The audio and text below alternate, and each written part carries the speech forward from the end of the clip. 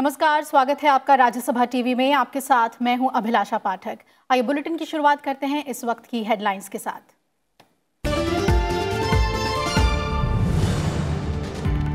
न्यायपालिका में लंबित मामलों के जल्द निपटारे पर उपराष्ट्रपति एम वेंकैया नायडू का जोर। देश के विभिन्न क्षेत्रों में सुप्रीम कोर्ट की पीठ स्थापित करने का दिया सुझाव। कहा, संविधान की 10वीं अनुसूची की फिर से हो समीक्षा। उपराष्ट्रपति ने जम्मू कश्मीर से अनुच्छेद 370 खत्म करने को बताया वक्त की जरूरत। राजनीतिक दलों को से चुने गए जनप्रतिनिधियों के लिए आचार संहिता बनाने की अपील।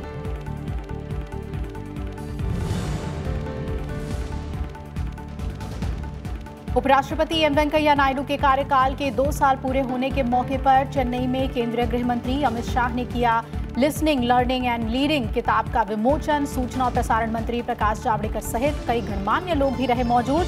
गृह मंत्री अमित शाह ने उपराष्ट्रपति के जीवन को बताया युवा कार्यकर्ताओं के लिए अनुकरणीय।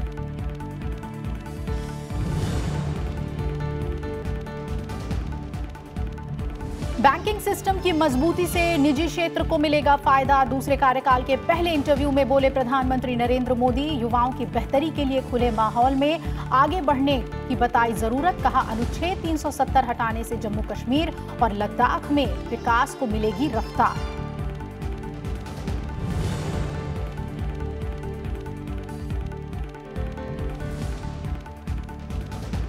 और देश के दक्षिण और पश्चिमी इलाकों में बाढ़ से करीब 169 लोगों की मौत। राहत और बचाव कार्य तेज। केंद्रीय गृह मंत्री अमित शाह ने कर्नाटक और महाराष्ट्र के बाढ़ग्रस्त इलाकों का किया हवाई सर्वेक्षण। कर्नाटक के मुख्यमंत्री येदियुरप्पा ने की तत्काल 3000 करोड़ रुपए की सहायता राशि की मांग। केरल के कई हिस्सों में भारी बारिश का अलर्ट। कांग्रेस नेता राहुल गांधी ने अपने संसदीय क्षेत्र वायनाड का किया दौरा।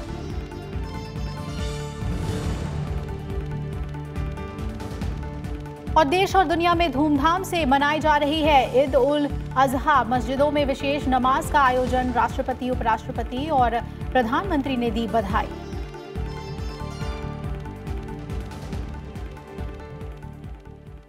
उपराष्ट्रपति के 2 साल के कार्यकाल पर आधारित पुस्तक लिसनिंग, लर्निंग एंड लीडिंग का रविवार को विमोचन किया गया। केंद्रीय गृह मंत्री अमित शाह ने किताब का विमोचन किया। इस मौके पर गृह मंत्री अमित शाह ने कहा कि राजनीतिक जीवन में जनता के हित को सर्वोपरि रखते हुए कैसे काम करना चाहिए। उपराष्ट्रपति एम वेंकैया नायडू उसकी एक मिसाल हैं।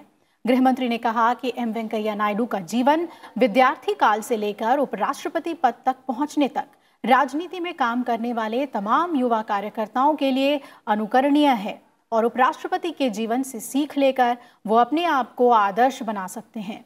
उन्होंने कहा कि किसान परिवार में जन्मे एम वेंकैया नायडू ने हमेशा देश, अपने राज्य और समाज के उत्थान को आगे रखते हुए काम किया।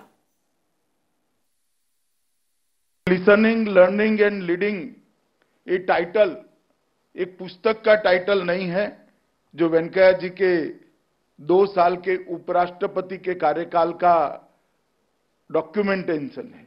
लिसनिंग, लर्निंग एंड लीडिंग ये टाइटल श्री वेंकैया नायडू के जीवन का एक व्याख्या करता हुआ टाइटल है कि जीवन में सुनना, सीखना और समाज का नेतृत्व करना ये कैसे कर सकते हैं, इसका एक आदर्श श्री वेंकैया नायडू ने इस देश की युवा पीढ़ी के सामने रखा है।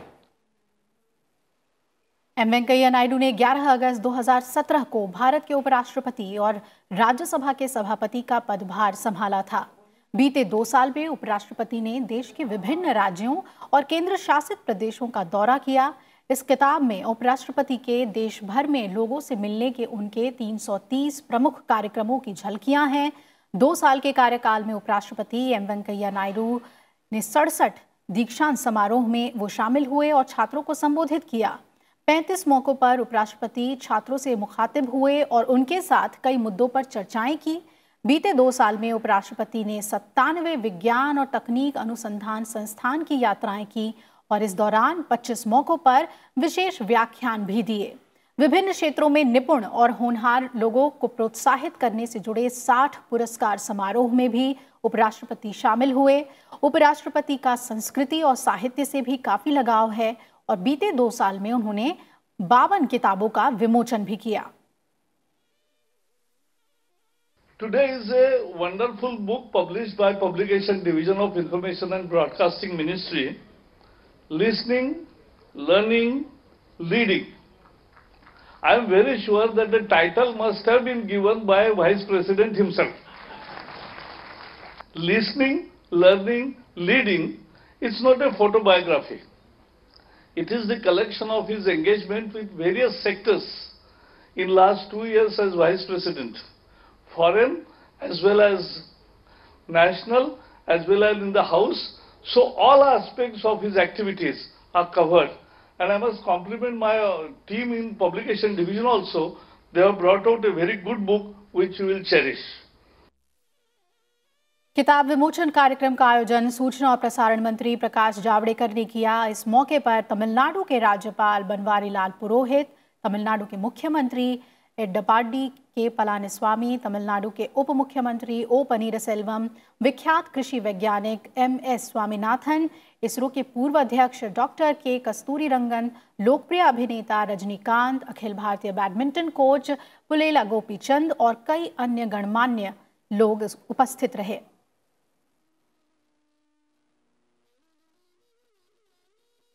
उपराष्ट्रपति एम वेंकैया नायडू ने न्याय प्रणाली और लोगों के बीच दूरी कम करने पर जोर दिया है। उपराष्ट्रपति ने सुझाव दिया कि देश के ज्यादा से ज्यादा हिस्सों में सर्वोच्च न्यायालय की पीठ होनी चाहिए ताकि लंबित मामलों को जल्द से जल्द निपटाया जाए और लंबित मामलों की संख्या को सही समय पर खत्म किया जा सके। उपराष्ट्रपति ने राजनीतिक दलों से अपने प्रतिनिधियों के लिए आचार संहिता बनाने और मीडिया को निष्पक्ष और ईमानदार संदेशवाहक बने रहने के लिए भी कहा। उपराष्ट्रपति ने सुझाव अपने 2 साल के कार्यकाल पर आधारित पुस्तक विमोचन के मौके पर दिए।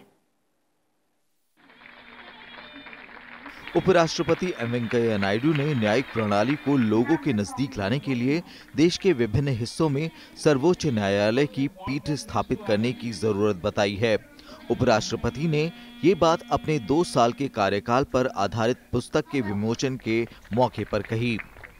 चेन्नई में आयोजित समारोह में उपराष्ट्रपति ने जोर देकर कहा कि केवल विधायिका और कार्यपालिका को ही लोगों के प्रति अधिक उत्तरदायी बनाना जरूरी नहीं है, बल्कि न्यायिक प्रक्रियाओं को भी लोगों के अधिक अनुकूल होना चाहिए। I think it's high time that more benches are created to reduce the huge dependency and expense.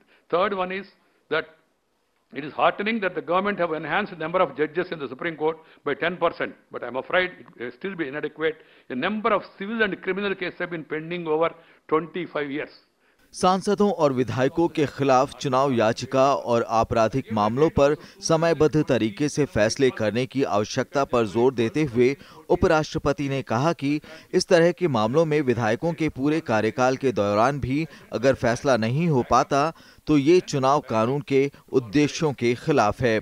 उन्होंने दल बदल से जुड़े कानूनों में तेजी लाने और कानूनों को अधिक प्रभावी बनाने के लिए संविधान की 10वीं अनुसूची की समीक्षा करने की अपील की। So I have been urging parliamentarians to refrain from such dysfunctional behavior. I have constantly reminded them of their duty and a unique opportunity to shape public discourse. I hope that all political parties will adopt a code of conduct for their legislators and contribute to policy making through informed discussions. Make their MPs, MLAs, public representatives behave in an ideal manner. This is my recommendation to the people and political parties across the country. Media की भूमिका को लेकर उपराष्ट्रपति ने कहा कि media को निष्पक्ष चौकीदार और ईमानदार संदेशवाहक होना चाहिए। पत्रकारिता में जनता हित से जुड़े पक्ष को प्रभावी ढंग से रखा जाना चाहिए। A free and vibrant media keeps democracy alive and can enrich the quality of life of people through information, education, entertainment, and insightful analysis. The technological advancement in recent years have brought unprecedented change in the media landscape. Social media, along with traditional press and TV, are having a profound influence on our lives and lifestyles, on our work and relationship. Like everything else in life, this transformation has the good, bad, and the ugly. You are seeing what is happening in the electronic media in some instances, what is happening in print media in some instances, what is happening in the social media also. Information is very important in this advancement of the civilization and development. Information with confirmation is more than an ammunition. Discuss, debate, decide, decentralise और deliver की वकालत करते हुए उपराष्ट्रपति ने राजनीतिक दलों से सभी स्तरों पर अपने चुने हुए प्रतिनिधियों के लिए आचार संहिता बनाने की अपील भी की। चेन्नई से कृति मिश्रा के साथ ब्यूरो रिपोर्ट, राज्यसभा टीवी। उपराष्ट्रपति एम वेंकैया नायडू ने रविवार को कहा कि जम्मू कश्मीर से अनुच्छेद 370 को निरस्त करना समय की मांग थी और ये फैसला राष्ट्र के हित में लिया गया। वहीं गृह मंत्री अमित शाह ने कहा कि इस फैसले के जम्मू कश्मीर से आतंकवाद का अंत होगा और सभी इलाकों में विकास के कामों में तेजी आएगी। उपराष्ट्रपति एम वेंकैया नायडू ने अनुच्छेद 370 के तहत जम्मू कश्मीर के विशेष दर्जे को समाप्त किए जाने का समर्थन किया है। रविवार को चेन्नई में उपराष्ट्रपति ने कहा कि अनुच्छेद 370 हटाए जाने को राष्ट्रीय परिप्रेक्ष्य में देखा जाना चाहिए। उन्होंने ये भी कहा कि इस मसले का राजनीतिक मुद्दे के तौर पर इस्तेमाल नहीं किया जाना चाहिए। उपराष्ट्रपति के तौर पर 2 साल के कार्यकाल पर आधारित अपनी पुस्तक लिसनिंग, लर्निंग एंड लीडिंग के विमोचन के मौके पर उन्होंने ये बात कही। 370 abrogation is in the interest of the nation, for its future, for its security, for its safety. I can say, as the Vice President with considerable experience in public life, not big, now that the Parliament has voted it also, we should all think in terms of national interest rather than party interest. National interest. 370 should not be treated as a political issue. It should be treated as a national issue, that Kashmir is an integral part of India. Whatever problems are there, we should all stand by the people of Kashmir and assuage their feelings and see to it that steps are taken for restoring normalcy and for implementing developmental and welfare agenda at the earliest. I thought I should share some of these thoughts with you. अनुच्छेद 370 हटाए जाने को लेकर केंद्रीय गृह मंत्री अमित शाह ने कहा कि इसे काफी पहले ही हटा दिया जाना चाहिए था। मेरे मन में जरा भी कंफ्यूजन नहीं था कि धारा 370 हटानी चाहिए या नहीं हटानी चाहिए। मैं फर्मली मानता हूं कि धारा 370 से देश का भला नहीं हुआ, कश्मीर का भला नहीं हुआ, बहुत पहले हटनी चाहिए थी। एज अ होम मिनिस्टर मेरे मन में जरा भी कंफ्यूजन नहीं था कि धारा 370 के बाद क्या होगा। मैं निश्चित रूप से मानता हूं कि धारा 370 हटने के बाद कश्मीर के अंदर आतंकवाद की समाप्ति होगी और कश्मीर विकास के रास्ते पे आगे बढ़ जाएगा। फिल्म अभिनेता और राजनेता रजनीकांत भी जम्मू कश्मीर से अनुच्छेद 370 हटाए जाने के फैसले के समर्थन में आए। उन्होंने इस अहम फैसले के लिए सरकार को बधाई भी दी। जम्मू कश्मीर पुनर्गठन विधेयक 2019 और जम्मू कश्मीर में अनुच्छेद 370 को रद्द करने से जुड़ा प्रस्ताव हाल ही में संसद से पारित किया गया था। चेन्नई से कृति मिश्रा के साथ ब्यूरो रिपोर्ट, राज्यसभा टीवी। उपराष्ट्रपति एम वेंकैया नायडू के 2 साल के कार्यकाल के दौरान उनके ऊर्जावान प्रयासों और लोगों से व्यापक जुड़ाव को लेकर चेन्नई के कलाईवनार अरंगम में एक फोटो प्रदर्शनी का आयोजन भी किया गया। आइए एक नजर डालते हैं उपराष्ट्रपति के व्यस्तताओं के असंख्य रंगों पर। अपने 2 साल के कार्यकाल के दौरान उपराष्ट्रपति एम वेंकैया नायडू ने हमेशा खुद को व्यस्त रखा। कभी विधायी कामों को पूरा करने में जुटे रहे तो कभी सामाजिक जिम्मेदारियों के साथ जुड़ाव बनाए रखा। उपराष्ट्रपति की सार्वजनिक व्यस्तताओं पर केंद्रित इस प्रदर्शनी में वैज्ञानिक और तकनीकी संस्थानों में उनके दौरे, पुरस्कार समारोह में शिरकत करने, छात्र समूहों और किसानों के साथ साथ अहम मुद्दों पर उनके साथ हुई चर्चाओं की झलकियों को शामिल किया गया। This is very interesting. It's a chance for a human being to understand a giant person, and he was seems to be the backbone of the past days. The two, what a tremendous person, I can say that.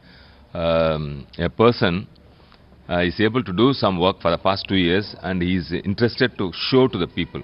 That's a great thing. And I'm able to see how small, slowly he has started and has come up in so many, this level.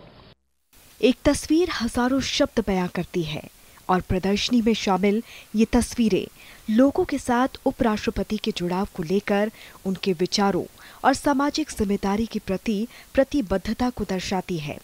क्योंकि तस्वीरों के जरिए मिलने वाला संदेश भाषा और विज्ञान की सीमाओं से पार है। आप देख सकते हैं कि कितनी खूबसूरती से दर्शाया गया है इस चित्र प्रदर्शनी में उपराष्ट्रपति एम वेंकैया नायडू के 2 साल के कार्यकाल को, जहां पर उनका फोकस रहा है महिला सशक्तिकरण पर, युवाओं को प्रोत्साहन देने पर और भारतीय संस्कृति और परंपरा को संजो के रखने पर। चेन्नई से कैमरा पर्सन सरोज के साथ कृति मिश्रा, राज्यसभा टीवी। और इधर लगातार दूसरी बार प्रधानमंत्री पद संभालने के बाद प्रधानमंत्री नरेंद्र मोदी ने पहली बार एक अंग्रेजी अखबार को इंटरव्यू दिया है, जिसमें देश की अर्थव्यवस्था से लेकर जम्मू कश्मीर तक कई अहम मसलों पर उन्होंने विस्तार से बात की। प्रधानमंत्री ने बैंकिंग सिस्टम पर कहा कि एनडीए की सरकार ने अपने पहले कार्य में बैंकों की स्थिति को ज्यादा मजबूत बनाने का काम किया है और आने वाले दिनों में दिखाई देगा कि बैंक निजी क्षेत्र को मजबूती देने के लिए ज्यादा पूंजी का सहयोग करें और अर्थव्यवस्था एक बार फिर रफ्तार पकड़ेगी। प्रधानमंत्री ने कहा कि निजी क्षेत्र की क्षमता का भरपूर उपयोग हो, इसके लिए सरकार के सभी मंत्रालय अपने अपने स्तर पर औद्योगिक क्षेत्र के प्रतिनिधियों के साथ तालमेल बनाकर काम कर रहे हैं। प्रधानमंत्री ने कहा कि वो दिन दूर नहीं जब अर्थव्यवस्था के क्षेत्र में भारत पूरी दुनिया के मुकाबले में मजबूती से खड़ा होगा। निवेशकों का विश्वास बढ़ाने के मसले पर प्रधानमंत्री ने कहा कि कई मंचों पर होने वाली बहस में आर्थिक विकास और राजनीतिक स्थिरता को लेकर ही चर्चा है। उन्होंने कहा कि भारत की तरफ सबकी निगाहें हैं और विकास के मामले में देश के अंदर ही नहीं बल्कि विश्व स्तर पर लोगों को हमसे उम्मीदें हैं। उन्होंने कहा कि पिछले कार्यकाल के दौरान सरकार के स्तर, गति और दिशा ने कामकाज को आंकने के नए मानक तय किए हैं। एंटरप्रेन्योर को देश का ब्रांड एम्बेसडर बताते हुए प्रधानमंत्री ने कहा कि सरकार भारत को कारोबार करने के लिए माहौल और बेहतर बनाएगी और इसके लिए कोई कसर नहीं छोड़ी जाएगी।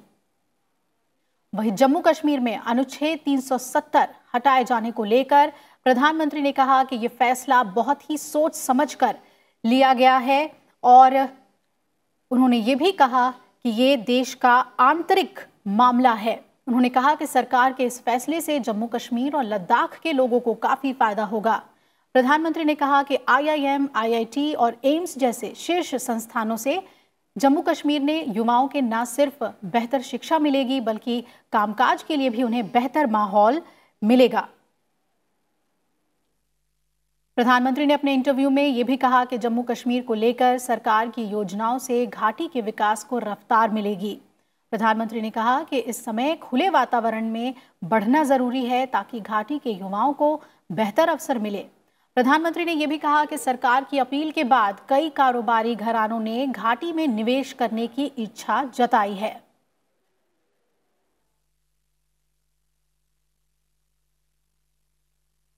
वहीं ईद उल अजहा के त्योहार के मद्देनजर जम्मू कश्मीर प्रशासन ने कई उपायों की घोषणा की है जिनसे राज्य कर्मचारियों और आम जनता को किसी परेशानी का सामना नहीं करना पड़े। सरकार ने आवश्यक वस्तुओं का पर्याप्त भंडार जुटा लिया है। मोबाइल वैन से लोगों के घर के पास ही उचित दामों पर सब्जियों, LPG और आवश्यक वस्तुओं की उपलब्धता सुनिश्चित की गई है। श्रीनगर शहर में यातायात सुचारू रूप से चल रहा है। हवाई यातायात भी सामान्य है। बैंक और ATM सुचारू रूप से काम कर रहे हैं। इस बीच श्रीनगर समेत अन्य शहरों में लोग ईद की नमाज पढ़ने के लिए मस्जिद में पहुंचे। हालात पूरी तरह से सामान्य है। और वहीं श्रीनगर स्थित CRPF हेल्पलाइन ने रविवार को लोगों के लिए नया नंबर जारी किया है। ये नंबर खासकर कश्मीर के उन लोगों के लिए है जिन्हें अपने परिवार के लिए मदद चाहिए। मददगार हेल्पलाइन ने ट्विटर पर एक संदेश जारी करते हुए कहा कि लोग मोबाइल नंबर 9469793260 पर किसी भी तरह के सहयोग या जानकारी के लिए कॉल कर सकते हैं। सैटरडे को रेस्ट्रिक्शंस ईज आउट की गई थी, दुकानें खुली थी। संडे को रेस्ट्रिक्शंस फर्दर ईज आउट की गई थी और कल तो बहुत जगह हमें ट्रैफिक सड़कों पे देखने को मिला। आज जो है सब जगह ईद प्रेयर्स फैसिलिटेट की गई और सक्सेसफुली कंक्लूड हो गई हैं और मैं लोगों को भी मुबारकबाद देता हूं उनकी कोऑपरेशन और उनकी मैच्योरिटी के लिए। हमारी पॉलिसी जो है, हमारी पॉलिसी है greater relaxation, greater easing out, ताकि लोग बाहर निकलें, एक दूसरे से मिलें, लेकिन at the same time we are keeping a watch on the situation लेकिन अगर कहीं कोई मिस्चीवियस एलिमेंट्स होंगे जो अमन को डिस्टर्ब करना चाहेंगे या जो अमन पसंद लोगों के लिए मुश्किलात पेश करना चाहेंगे, उनके साथ सख्ती से निपटा जाएगा। लेकिन जो पीस लविंग पीपल हैं, सिटीजन्स हैं, उनको हर तरीके से फैसिलिटेट किया जाएगा। विदेश मंत्री एस जयशंकर रविवार को अपनी 3 दिवसीय यात्रा पर बीजिंग पहुंचे। विदेश मंत्री ने आज बीजिंग में चीन के उपराष्ट्रपति वांग जिशान से उन्होंने मुलाकात की। जयशंकर सांस्कृतिक और लोगों के आपसी संपर्क पर उच्च स्तरीय तंत्र की दूसरी बैठक की सह अध्यक्षता करने के लिए चीन की 3 दिवसीय यात्रा पर हैं। विदेश मंत्री एस जयशंकर ने चीन के विदेश मंत्री वांग यी से मुलाकात की। मुलाकात में उन्होंने कहा कि भारत और चीन के बीच के मतभेद झगड़ों में नहीं बदलने चाहिए। दोनों देशों के संबंध अंतर्राष्ट्रीय राजनीति के लिहाज से काफी अहम है, खासकर जब दुनिया में अनिश्चितता के बादल मंडरा रहे हैं। ऐसे में भारत और चीन के संबंध स्थिरता बनाने में उपयोगी होने चाहिए। देश के दक्षिण और पश्चिमी इलाकों में बाढ़ से करीब 169 लोगों की मौत हो चुकी है। महाराष्ट्र, केरल और कर्नाटक में बाढ़ की स्थिति में थोड़े सुधार के बाद राहत और बचाव कार्य तेज हो गए हैं। केंद्रीय गृह मंत्री अमित शाह ने रविवार को कर्नाटक में बाढ़ग्रस्त क्षेत्रों का हवाई सर्वेक्षण किया और राहत और बचाव कार्य का जायजा भी लिया। वहीं मुख्यमंत्री येदियुरप्पा ने कहा कि राज्य में बाढ़ से तकरीबन 10,000 करोड़ रुपए का नुकसान हुआ है। उन्होंने गृहमंत्री से 3,000 करोड़ रुपए तत्काल जारी करने का अनुरोध किया है। उन्होंने जोर देकर कहा कि विस्थापितों का पुनर्वास और मवेशियों की जान बचाना उनकी सरकार की प्राथमिकता है। बाढ़ से राज्य में लगभग 5 लाख लोग विस्थापित हुए हैं और 22,000 से ज्यादा मकानों को नुकसान हुआ है। और इसके अलावा महाराष्ट्र की बात करें तो सांगली, सतारा और कोल्हापुर जिलों में नदियों का जलस्तर कम होने से बाढ़ की स्थिति में काफी सुधार हो रहा है। कर्नाटक में आलमाटी बांध से 5,30,000 क्यूसेक पानी छोड़े जाने से हालात बेहतर हुए हैं। उफान पर चल रही कृष्णा और पंचगंगा नदियों के जल संग्रहण क्षेत्र में रविवार को भारी बारिश नहीं हुई। इससे नदियों का जलस्तर 9 इंच से लेकर 1.5 फुट तक घट गया, लेकिन ये अभी भी खतरे के निशान से ऊपर बना हुआ है। पूरे राज्य में 4,40,000 से ज्यादा लोगों को सुरक्षित स्थान पर पहुंचा दिया गया है और इनके लिए 524 अस्थायी शिविर बनाए गए हैं। इनके साथ ही बाढ़ से मरने वालों की संख्या 40 तक पहुंच गई है। राहत और बचाव अभियान पूरे जोरों पर चल रहा है। केरल की भी बात कर ले तो केरल में मूसलाधार बारिश का कहर अब भी जारी है और बाढ़, भूस्खलन और बारिश संबंधी घटनाओं में मरने वालों की संख्या बढ़कर 72 हो गई है। करीब 2.5 लाख से अधिक लोगों ने राहत शिविरों में पनाह ली है।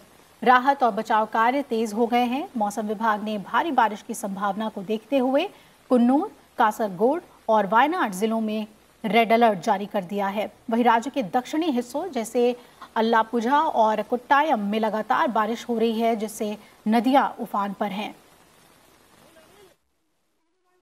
इन सबके बीच कांग्रेस नेता राहुल गांधी ने केरल में अपने संसदीय क्षेत्र वायनाड का दौरा किया और बाढ़ प्रभावित लोगों से उन्होंने मुलाकात की।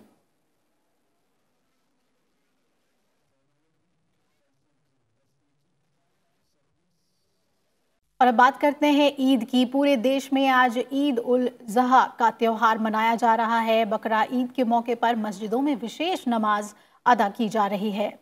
मस्जिदों में नमाज के बाद लोगों ने एक दूसरे के गले मिलकर ईद की मुबारकबाद दी। इस ईद को कुर्बानी वाली ईद भी कहा जाता है, जो हज के महीने के आखिरी दिन मनाई जाती है।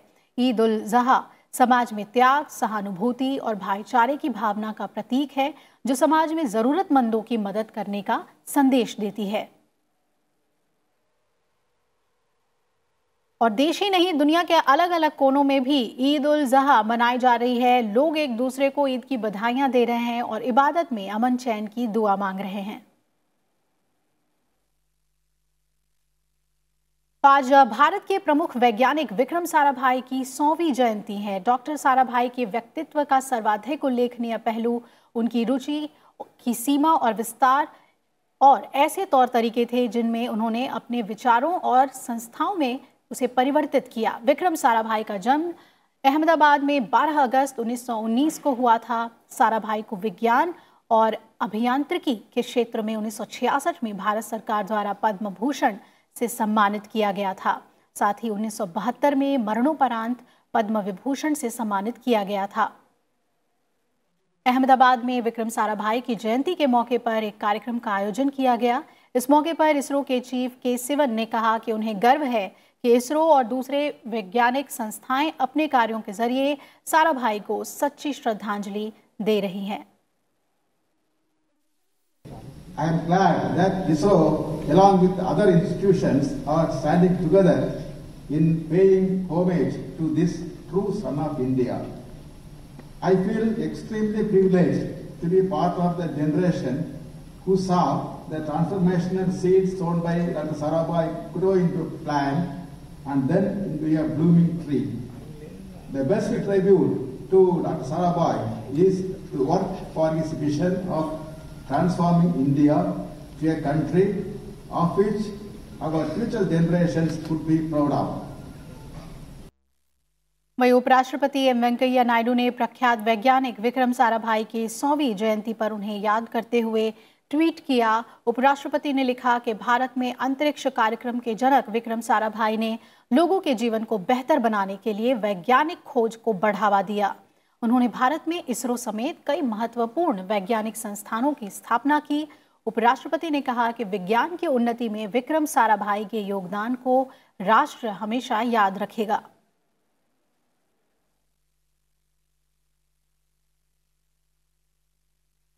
अगस्त को प्रधानमंत्री नरेंद्र मोदी संसद भवन संपदा की शानदार प्रकाश व्यवस्था का उद्घाटन करेंगे।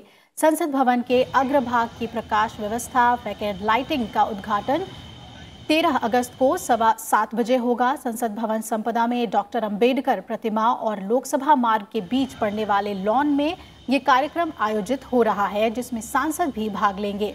इस बार संसद की लाइटिंग कुछ अलग अंदाज में की गई है।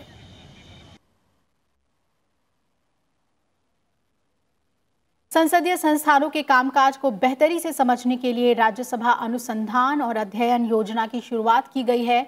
इसका उद्देश्य भारत में संसदीय लोकतंत्र के विभिन्न पहलुओं पर अनुसंधान को बढ़ावा देना है। राज्यसभा के सभापति एम वेंकैया नायडू की तरफ से अनुमोदित इस योजना में 3 घटक हैं, जिसमें डॉक्टर एस राधाकृष्णन पीठ के लिए 22,50,000 रुपए की अनुदान राशि, 4 राज्यसभा फेलोशिप में प्रत्येक के लिए 8,50,000 रुपए और 10 राज्यसभा स्टूडेंट एंगेजमेंट इंटर्नशिप्स के तहत 10,000 रुपए प्रति माह के हिसाब से आवंटित किए जाते हैं। इस योजना पर हर बार 57,50,000 रुपए का खर्च आता है।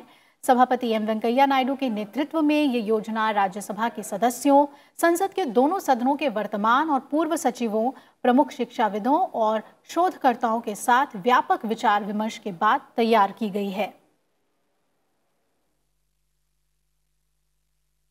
और इसी के साथ इस बुलेटिन में फिलहाल मेरे साथ इतना ही। आप जुड़े रहिए राज्यसभा टीवी के साथ। नमस्कार।